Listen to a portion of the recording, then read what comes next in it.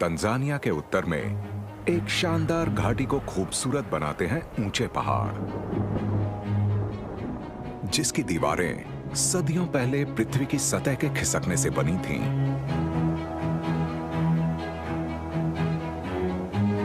प्राचीन ज्वालामुखियों द्वारा उपजाऊ बनाई गई इसकी ढलानें अनेक जीवों को कई प्रकार के आवास प्रदान करती हैं।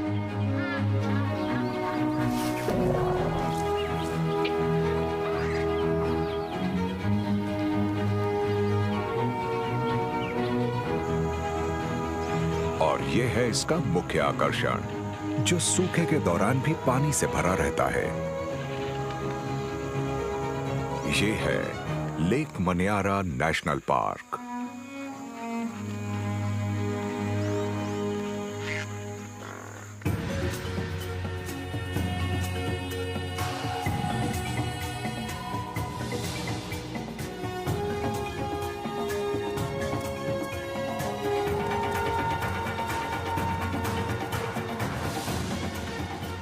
Extreme Africa, lake मन्यारा national park.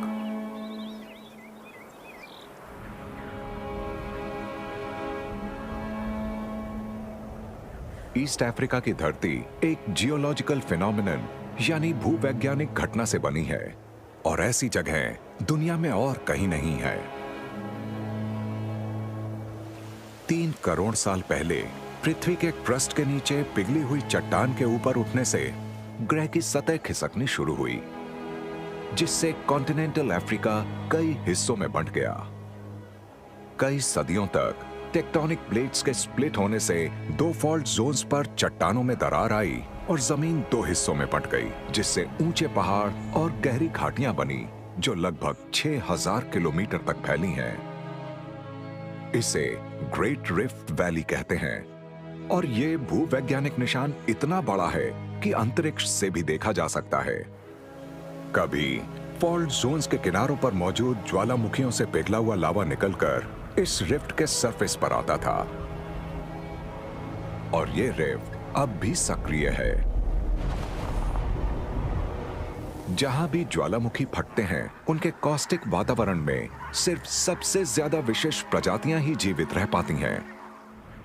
पर जहां इरप्शंस बहुत पहले थम चुके हैं, वो राख जो कभी पूरे इलाके में फैली थी, अब महाद्वीप की सबसे उपजाऊ मिट्टी में से एक है। इसीलिए लेक मन्यारा नेशनल पार्क की ढलानें बेहद उपजाऊ हैं।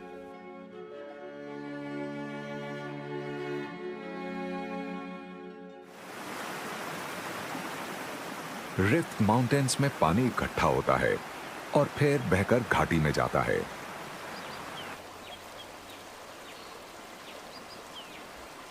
नीचे जाते हुए वो विभिन्न आवासों का पालन पोषण करता है, जंगलों से लेकर वुडलैंड, सवाना और घास के मैदानों से दलदली इलाकों तक। आखिरकार वो घाटी की तलहटी में एक बड़ी झील में पहुंचता है।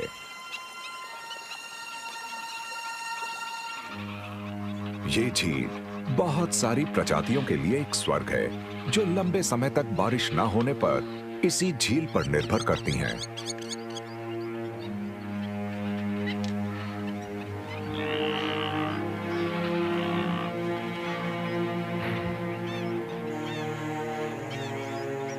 इस घाटी में इस झील से दूर भी बहुत जीवन मौजूद है।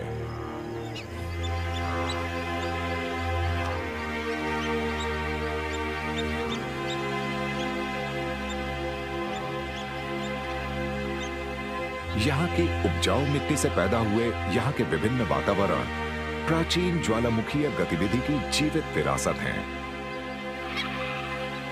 ये बहुत सारी प्रजातियों के घर हैं।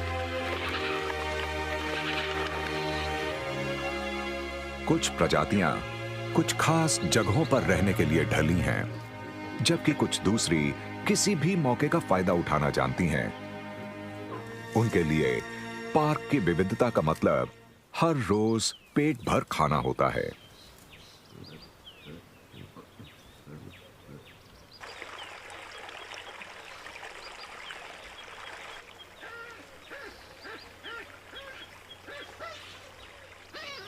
लेक मन्यारा नेशनल पार्क में सुबह का समय है। ऑलिव बबून्स का एक झुंड अपने रोज के सफर पर निकलने से पहले घाटी की तलहटी पर इकट्ठा हुआ है।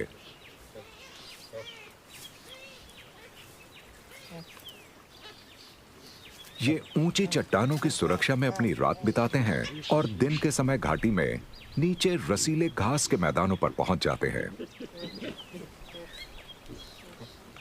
इस झुंड में 60 सदस्य हैं और इनकी संख्या बढ़ रही है।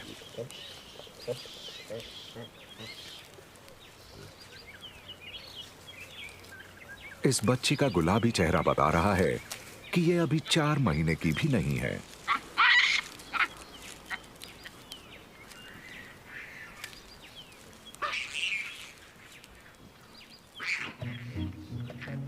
और इसमें अभी से पेड़ पर चढ़ने के लिए जरूरी ताकत और तालमेल दिखने लगा है।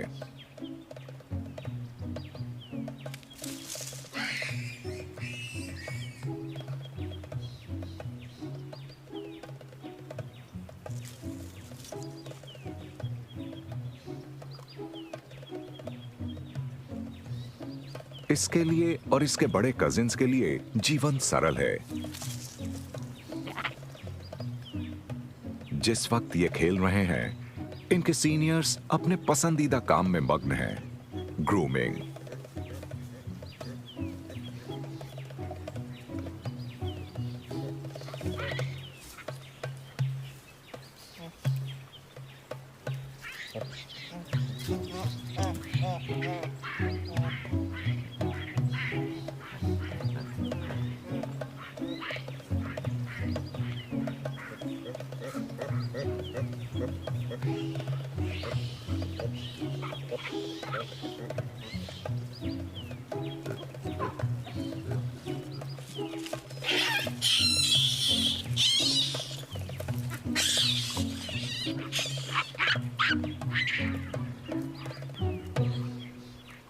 जल्द ही सफर को शुरू करने का समय हो गया है।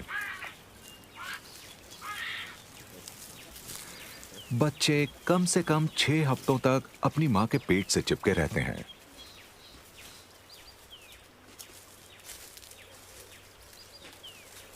बारह हफ्ते के होने तक वो जॉकी स्टाइल में बैठने लगते हैं ताकि खेलकूद के लिए अपनी ऊर्जा बचा सकें।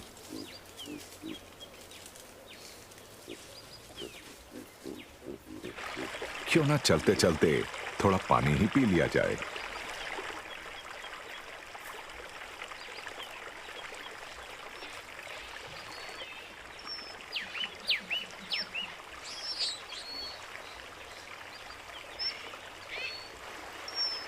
घाटी की तलहटी में मौजूद ये पानी 600 मीटर ऊंचे पहाड़ों से बहकर नीचे आता है।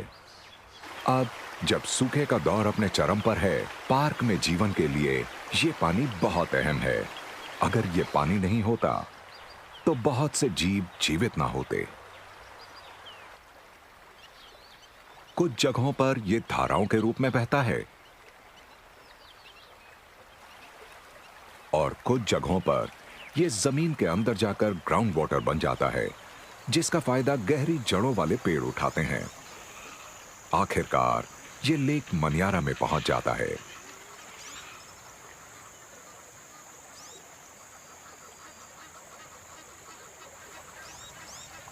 पहाड़ से बहकर आने वाला पानी सबसे पहले तलहटी में पहुंचता है और यहां की वनस्पति को घना और हरा भरा बना देता है।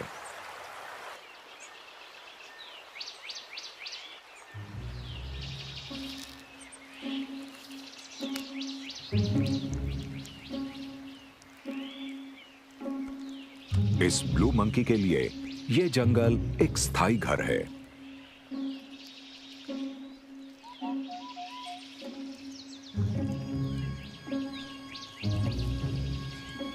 जब यह और बड़ा होगा, तब यह मादाओं के झुंड पर नियंत्रण पाने के लिए दूसरे नरों को चुनौती देगा। फिलहाल ये दूसरे ब्लू मंकीज के इलाकों के बीच घूमता हुआ अकेला रहता है।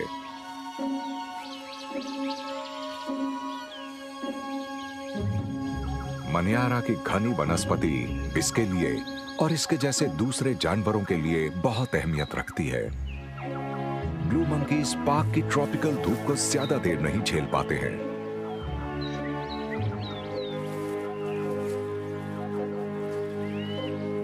ये बहुत खुशनसीब है कि इस जंगल में छांव की और खाने की कोई कमी नहीं है। इसे अपने खाने का लगभग 2/3 हिस्सा पौधों की सिर्फ 10 प्रजातियों से मिल जाता है और उसके लिए भी इसे इस घने जंगल में ज्यादा दूर नहीं जाना पड़ता है।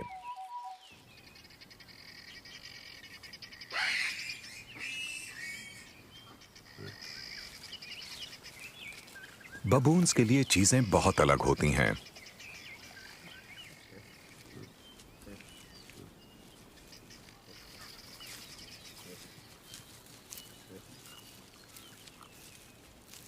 इनके खाने में बहुत ज्यादा विविधता है। ये अपने सफर के दौरान मनियारा के अलग अलग आवासों से गुजरते हुए सभी खाने लायक पौधों को खाते हुए जाते हैं और इनको अपने पसंदीदा खानों में से एक मिल गया है।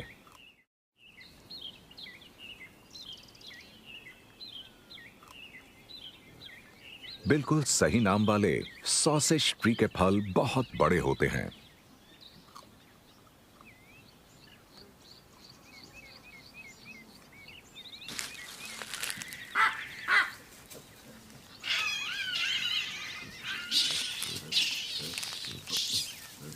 यहां तक कि 5 सेंटीमीटर लंबे कैनाइन्स वाले नर का मुंह भी पूरा भर जाता है।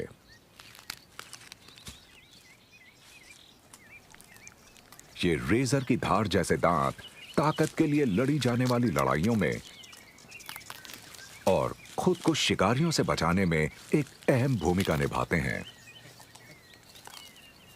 ठीक वैसे ही जैसे झुंड की संख्या। इनका झुंड बड़े नरों के ताकतवर समूह के साथ आगे बढ़ता है।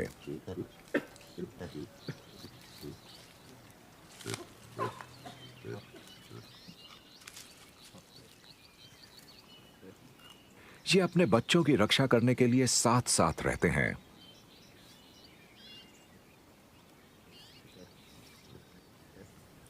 इसका मतलब ये कि अफ्रीका के ज्यादातर प्राइमेट्स के विपरीत इनका झुंड पेड़ों की सुरक्षा से दूर ज्यादा खुले इलाकों में घूम सकता है।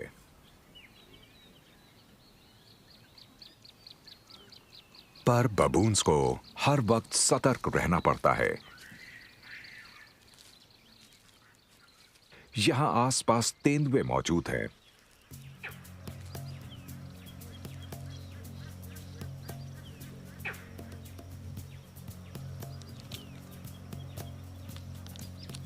इस बड़े नर का इलाका मनियारा के जंगल और सवाना के बीच की सीमा पर है।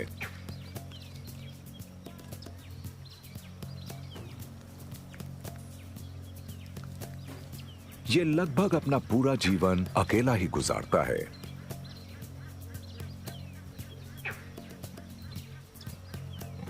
पर इसके इलाके के कुछ हिस्सों में बहुत सारी मादाएं भी रहती हैं।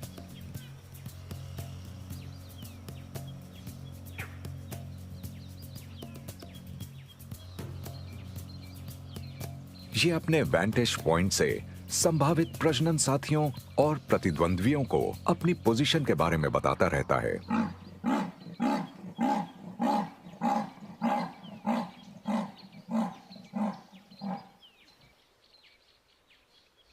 इसके लिए ये पेड़ आराम करने, निगरानी रखने और अपनी मौजूदगी का एहसास कराने की जगह है।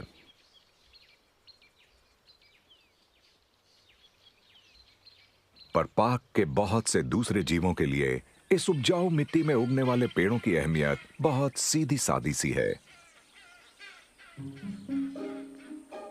सिल्वरी चीक हॉर्नबिल्स को फिक्स बहुत पसंद है।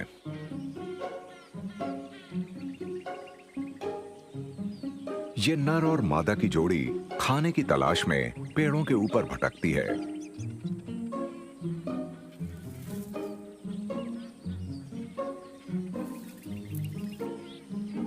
ये हॉर्नबिल फिग को चबा नहीं सकता है, तो इसे इसको साबुत निगलने के लिए सही पोजीशन में लाना होगा।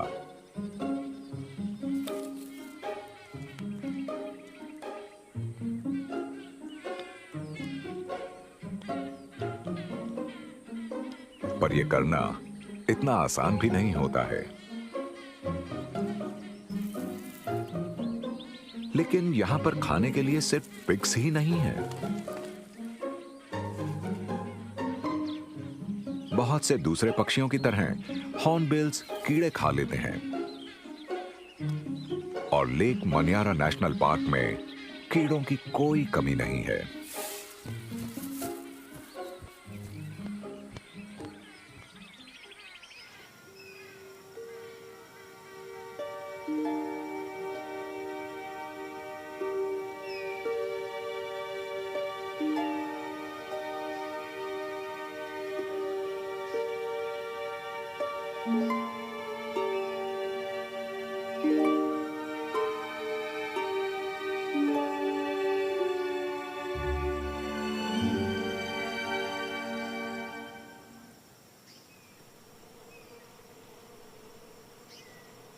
ये बीज एक नए घर में जाने की तैयारी कर रही हैं। इन्होंने अपनी क्वीन के साथ अपने छत्ते को छोड़ दिया है और पास के एक अकेशिया ट्री पर इकट्ठी होकर स्काउट्स के लौटने का इंतजार कर रही हैं। जब कोई सही घर मिल जाएगा, स्काउट्स एक खास तरह का डांस करके कॉलोनी को डायरेक्शंस देंगे। इनके पुराने घर में पीछे छूट चुकी वर्कर बीज एक नई क्वीन को तैयार करेंगी ताकि नया छत्ता बनने तक पुराने छत्ते में प्रजनन जारी रहे।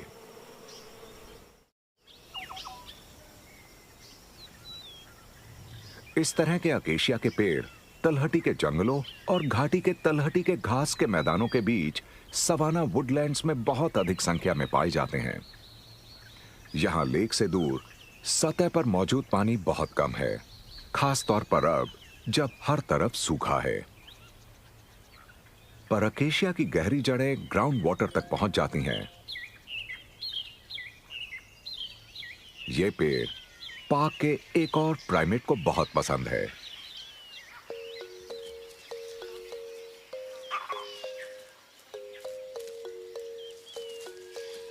वर्विट मंकीज।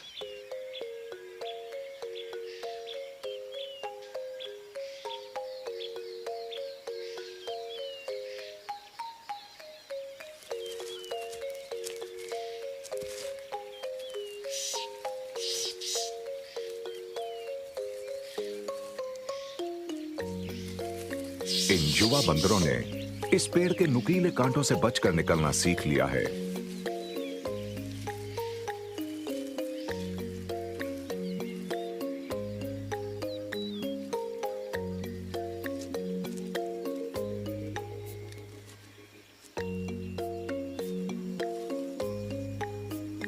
पर अकेशिया के पेड़ सिर्फ खेलने के ही काम नहीं आते हैं।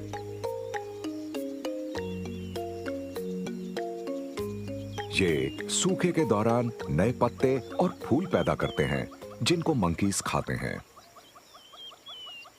बबून्स की तरह वर्विट्स ऑपर्चुनिस्टिक ओमनिवोर्स हैं और कई तरह की चीजें खाते हैं।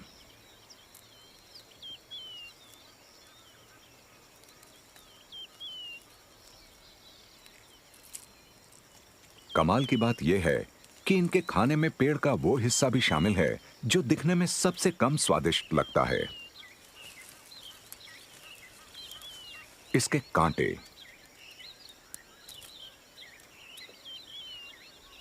इनको तोड़कर और इनके न्यूट्रिशियस बेस को खाकर ये मंकीज इस पेड़ के अकेले डिफेंस मैकेनिज्म यानी रक्षा तंत्र को भोजन के एक स्रोत में बदल देते हैं।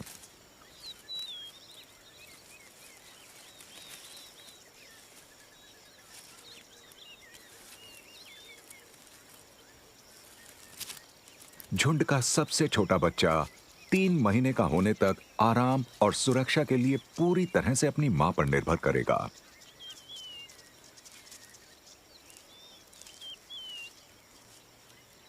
पर यह खोजबीन करने का कोई मौका नहीं गंवाता है।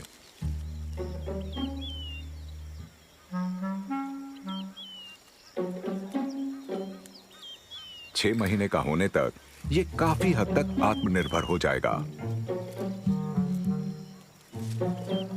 फिलहाल इसकी मां इसे ज्यादा दूर नहीं जाने दे रही।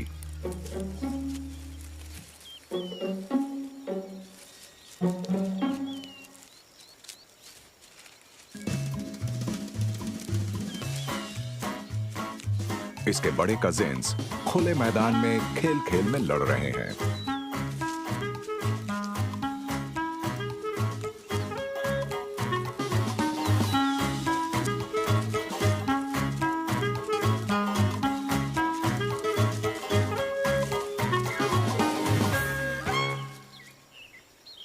बबून से विपरीत बर्वेट्स खुद को बड़े शिकारियों से नहीं बचा पाते हैं और पेड़ों की सुरक्षा से ज्यादा दूर नहीं जा सकते हैं। ये हर तरफ से आने वाले खतरों पर नजर रखते हैं। बर्वेट्स के पास विभिन्न प्रकार के खतरों के लिए कम से कम 5 अलग वार्निंग कॉल्स हैं और इन्होंने दूसरी प्रजातियों से आने वाली चेतावनियों को समझना भी सीख लिया है।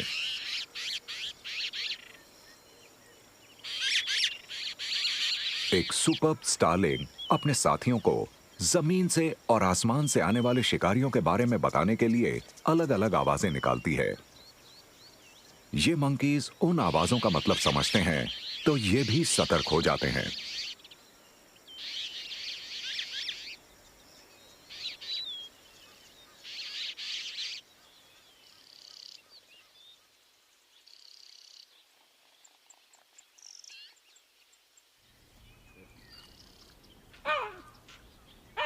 मंकीज के मुकाबले कहीं ज्यादा बड़े परिवार वाले बबून्स के पास पहरेदारों की कोई कमी नहीं होती है।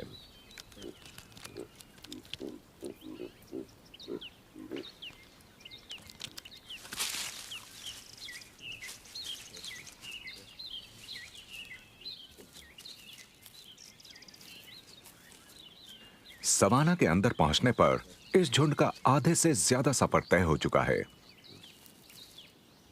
ये भी अकेशिया से मिलने वाली हर चीज का भरपूर फायदा उठाते हैं। बच्चे फलियां, पत्ते और फूल सब कुछ खाते हैं।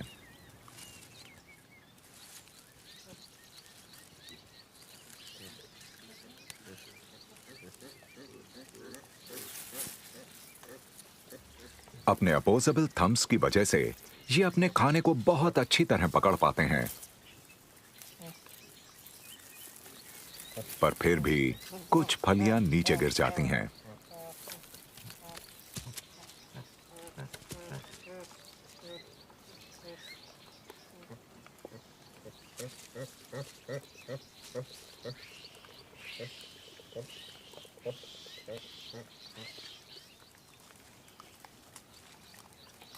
क्योंकि ये बहुत सारी चीजें खाते हैं, इनके पास अपना पेट भरने के लिए बहुत सारे विकल्प होते हैं।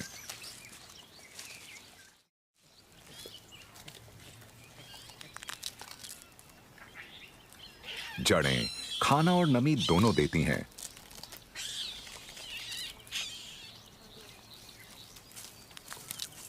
और अनुभव ने इन अडल्ट्स को सिखाया है कि किस पौधे का कौन सा हिस्सा खाने के लिहाज से सबसे अच्छा है। अलग अलग पौधों के कुछ खास हिस्सों को चुनने की क्षमता इन बबून्स को सवाना के बहुत से जानवरों से अलग बनाती है।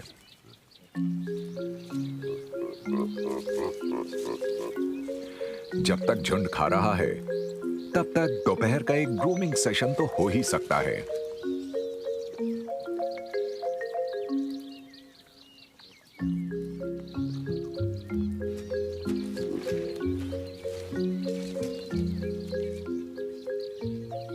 मादाएं अक्सर कुछ खास नरों के साथ रिश्ते बनाती हैं और उनसे उम्मीद करती हैं कि वो उन्हें दूसरों की आक्रामकता से बचाएंगे। ग्रूमिंग इन रिश्तों को और मजबूत करने का काम करती है।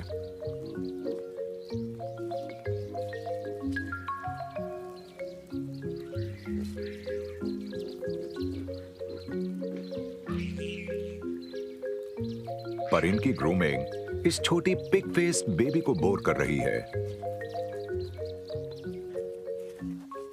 यह आसपास की दुनिया के बारे में जानने के लिए ज्यादा उत्सुक है।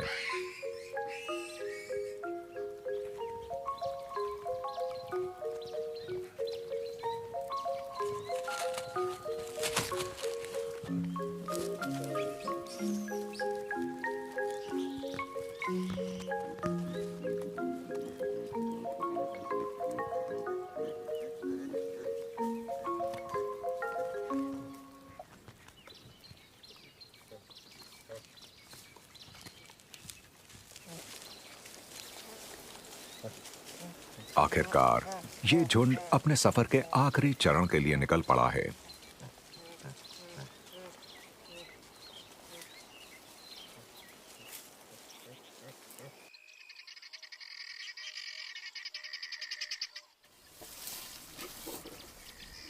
बबून्स के जाने के बाद हाथियों का एक परिवार उनके द्वारा छोड़ी गई फलियों को बहुत ध्यान से इकट्ठा करता है।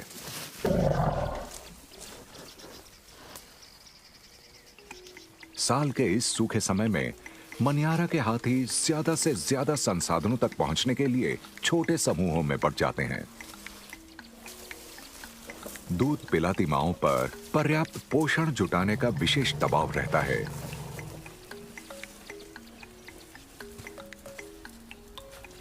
एक छोटा बच्चा हर रोज 10 लीटर से ज्यादा दूध पीता है। उसकी मां को उसे दूध पिलाने के लिए अपनी खुराक में काफी ज्यादा बढ़ोतरी करनी पड़ती है।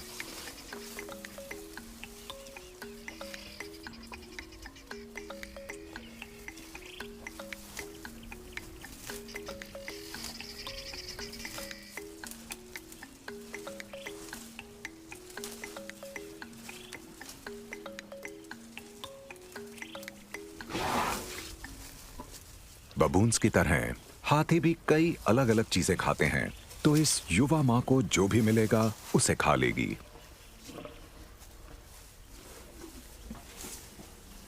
सवाना का सूखी घास और झाड़ीदार वनस्पति का कॉम्बिनेशन खाना ढूंढ रहे हाथियों को बहुत सारे विकल्प देता है।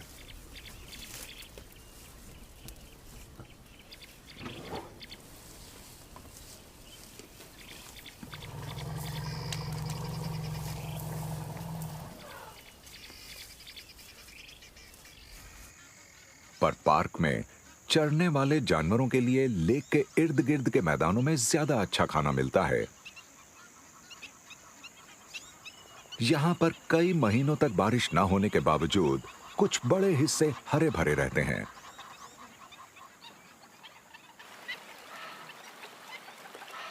और इनमें सबसे हरे भरे हैं लेक के किनारे पर मौजूद दलदली इलाके, जहां ग्राउंड वाटर बाहर निकलकर धाराओं में बहता है।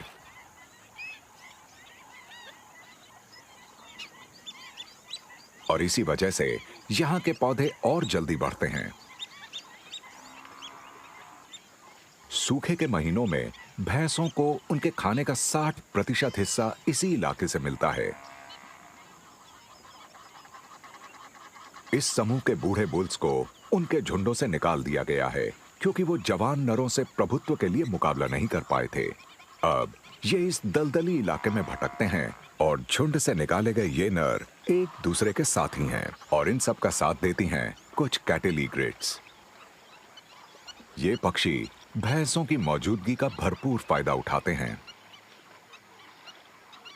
ये उन कीड़ों को खाते हैं जो इन विशाल शाकाहारियों के चलने से बाहर आ जाते हैं और उनकी पीठ को वेंटेज पॉइंट्स की तरह इस्तेमाल करते हैं। दलदली जमीन में रिस रहा पानी पहाड़ियों से होता हुआ अपने सफर के आखिरी चरण में पहुंच रहा है। जो यहां पर अब्सॉर्ब नहीं होगा वो लेक मनियारा में पहुंच जाएगा, जो पार्क का मुख्य आकर्षण और जीवन का प्रमुख केंद्र है।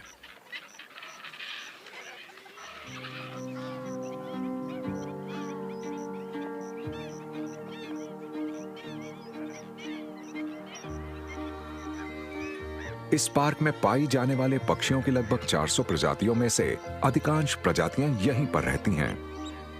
ये खाने और प्रजनन के लिए दूर दूर से मनियारा आती हैं।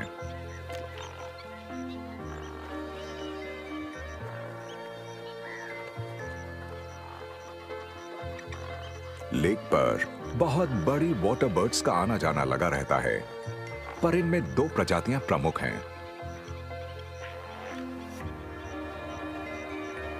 11 किलो की ग्रेट व्हाइट पेलिकन लेक की बर्ड्स में सबसे बड़ी है। इनके वजन को उठाने के लिए इन बर्ड्स के पंखों का फैलाव 3.5 मीटर तक होता है।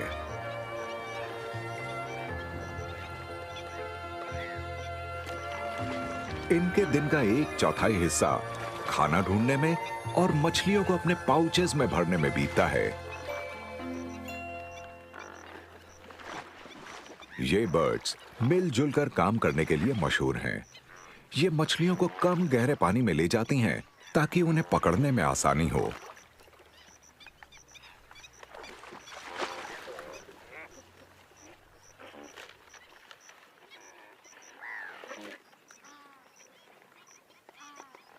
पेलिकन्स इस लेक को एक और प्रभावशाली प्रजाति के साथ बांटते हैं, येलो बिल्ड स्टॉर्क। उनके झुंड घास से ढके किनारों पर आराम करते हैं। ये पेलिकन से कई गुना हल्के हैं, तो ये खाना जल्दी से खाकर बहुत देर आराम कर पाते हैं।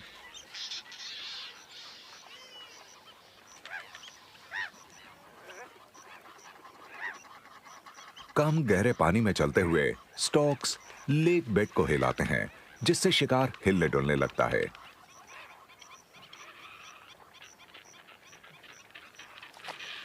इनकी स्पर्श संवेदनशील चोंचें कुछ खाने लायक चीज को महसूस करते ही बंद हो जाती हैं। ये पानी में रहने वाले कई प्रकार के जीवों को खाते हैं, जिनमें फिश, फ्रॉग्स और क्रस्टेशियंस शामिल हैं। इस लेक में इतना खाना है कि ये सभी पक्षी अपना पेट भर सकते हैं। इस लेक की अहमियत और भी ज्यादा बढ़ जाती है जब हम सिर्फ 95 किलोमीटर की दूरी पर एक बिल्कुल अलग नजारा देखते हैं।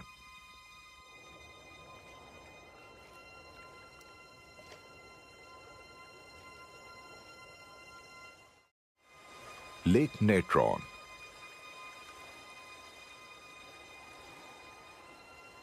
यहां पर जल जीवन का प्रतीक नहीं है।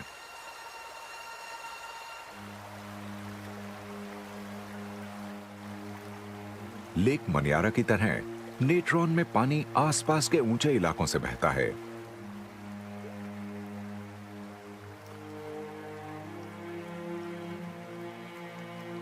पर एक विशाल चोटी इस लेक के वातावरण को बिल्कुल बदल देती है। ओल्डोइनियो लेंगाई। मैदानों से 2200 मीटर ऊंचा ये एक सक्रिय ज्वालामुखी है, जिसे स्थानीय मसाई लोग माउंटेन ऑफ द गॉड्स कहते हैं। पिछले 100 सालों में ये 15 बार फटा है, जिससे आसपास की मिट्टी पर वोल्केनिक केमिकल्स फैल गए हैं।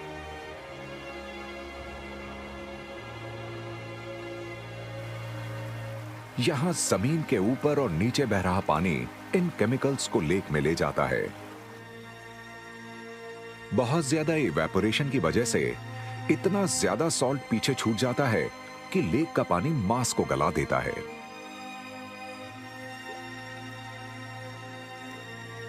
अब जब सूखा अपने चरम पर है, लेक नेट्रॉन का पीछे हटता कॉस्टिक पानी चौड़े और बंजर कीचड़ के मैदानों से घिरा हुआ है।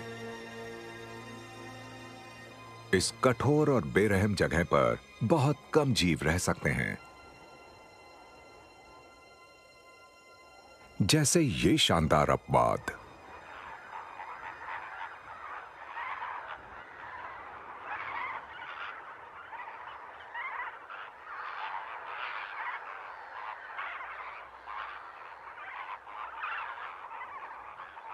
फ्लेमिंगोज।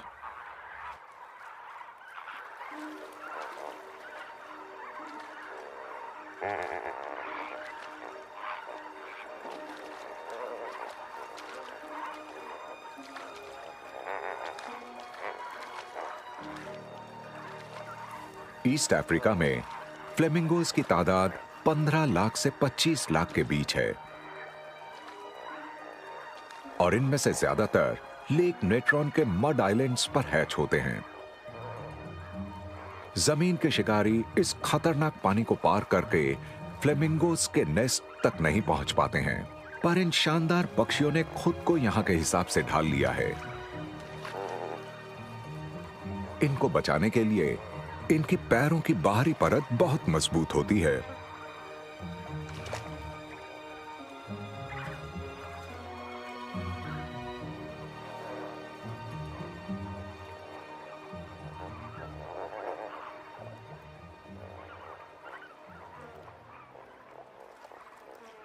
फ्लेमिंगोस माइक्रोस्कोपिक एल्गी को पानी में से फिल्टर करके खाते हैं।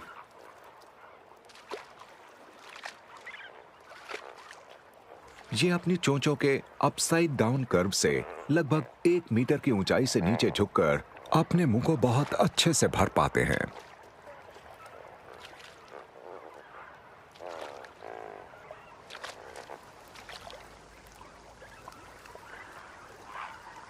कुछ जगहों पर लेक का कोरोसिव पानी जमीन के नीचे से निकलता है और बहुत ज्यादा गर्म होता है।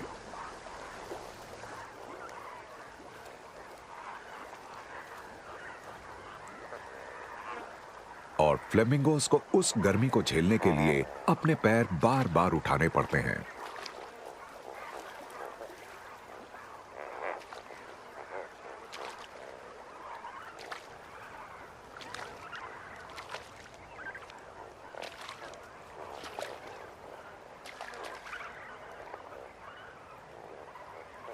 ये बड़ा झुंड अपनी सभी जरूरतों को पूरा करने के लिए दिन में लगभग 12.5 घंटे तक खाता रहेगा।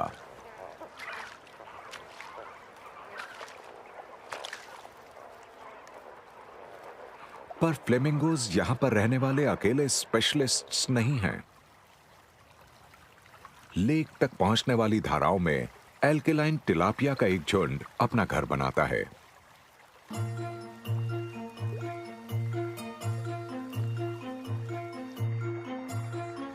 ये कम ऑक्सीजन वाले कॉस्टिक पानी में जिंदा रहने के लिए खास तौर पर अडेप्टेड हैं।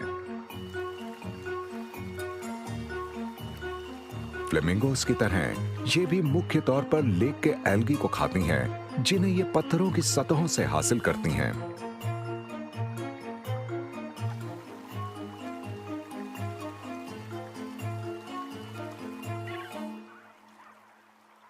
ये दो बहुत अलग जीव वहां फल फूल रहे हैं जहां बहुत कम जीव जिंदा रह सकते हैं, और इनकी कामयाबी की वजह इनकी विशेषता है।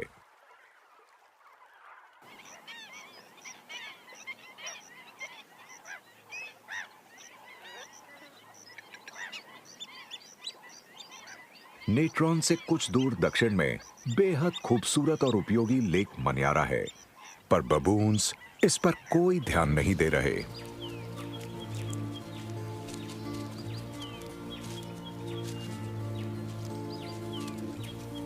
ये सुबह से चल रहे हैं और अब अपनी मंजिल पर पहुंचने वाले हैं। इनके लिए घाटी की तलहटी का सबसे बड़ा आकर्षण ये हरे भरे घास के मैदान हैं।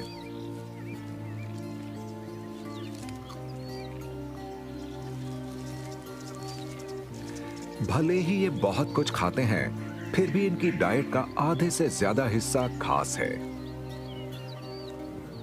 और इस लंबी घास के बीच में कुछ ऐसा है जो इनको बहुत पसंद है, मकड़ी के जाल। इन्हें ये खाना क्यों इतना पसंद है, ये अभी तक कोई नहीं समझ पाया है। ऐसा हो सकता है कि बबून्स रेशम का नहीं बल्कि जाल में फंसी चीजों का स्वाद लेते हों।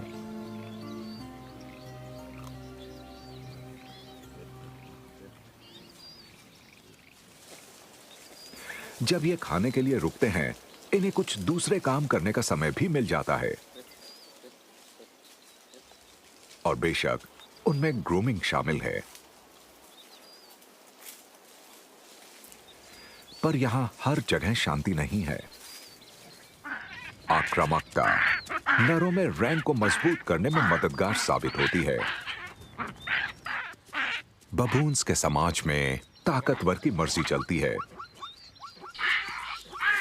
जहां नर प्रभुत्व के लिए लड़ते हैं, छोटी मादा को अपनी मां का रैंक अपने आप ही मिल जाएगा और हमेशा इसके पास रहेगा।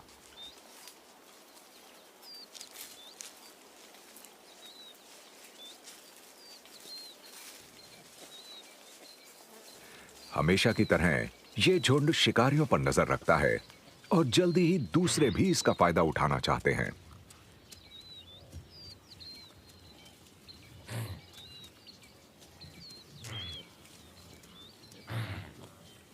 इनकी पहरेदारी से प्रभावित होकर विल्डबीस्ट और ज़ीब्रा भी बबून्स के पास आ जाते हैं।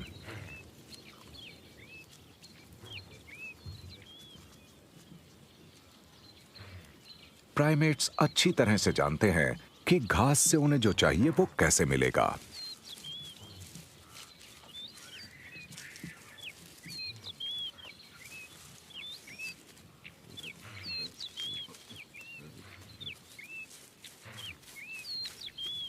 ज़ीब्रा के पास अपोजेबल थम्स नहीं है, पर वो अपने नाजुक होठों से छोटी घास को भी तोड़ लेते हैं। ज़ीब्रा ने खुद को कई प्रकार की घास खाने के लिए ढाल लिया है, जबकि विल्डेबीस्ट सिर्फ छोटी नरम घास खाते हैं।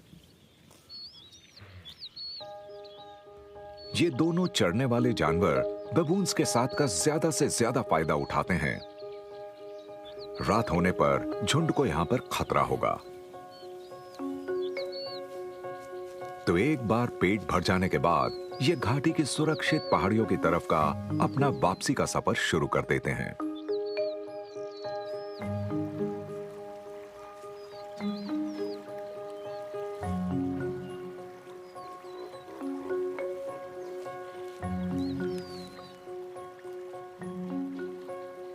कल ये अपनी यात्रा दोहराएंगे और लेक मनियारा नेशनल पार्क की विभिन्न जगहों से अपनी जरूरत की चीजें लेते हुए आगे बढ़ेंगे।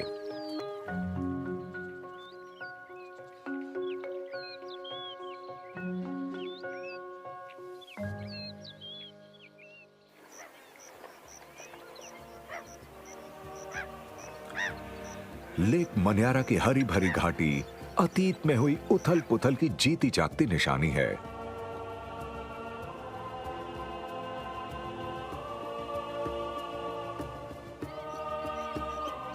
बहते पानी वाली उपजाऊ मिट्टी उगती हुई वनस्पति के लिए एक वरदान है।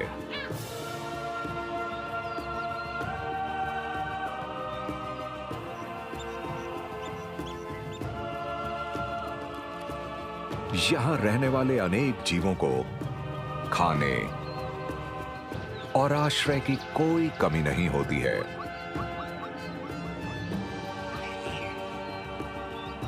वो पीढ़ी दर पीढ़ी मनियारा के संसाधनों का ज्यादा से ज्यादा इस्तेमाल करते हैं।